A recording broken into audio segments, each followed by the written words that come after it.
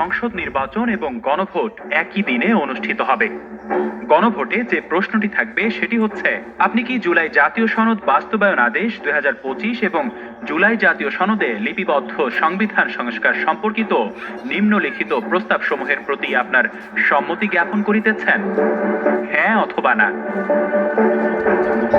ক, নির্বাচনকালীন তত্ত্বাবধায়ক সরকার, নির্বাচন কমিশন এবং অন্যান্য সাংবিধানিক প্রতিষ্ঠান জুলাই সনদে বর্ণিত প্রক্রিয়ার আলোকে গঠন করা হইবে।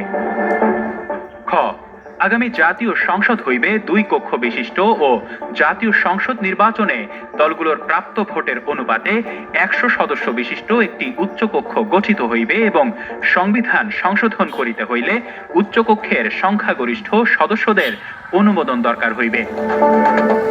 গ, সংসদে নারী প্রতিনিধি বৃদ্ধি, বিরোধী দল হইতে ডেপুটি স্পিকার ও সংসদীয় কমিটির সভাপতি নির্বাচন, মৌলিক অধিকার, বিচার বিভাগের স্বাধীনতা, স্থানীয় সরকার, প্রধানমন্ত্রীর মেয়াদ, রাষ্ট্রপতির ক্ষমতা সহ তফসিলে বর্ণিত যে 30টি বিষয়ে জুলাই জাতীয় সনদে ঐকমত্য হইয়াছে সেগুলো বাস্তবায়নে আগামী সংসদ নির্বাচনে বিজয়ী রাজনৈতিক দলগুলো বাধ্য থাকিবে। ঘ, জুলাই জাতীয় সনদে বর্ণিত অপরাপর সংস্কার রাজনৈতিক দলগুলো প্রতিশ্রুতি অনুসারে বাস্তবায়ন করা হইবে।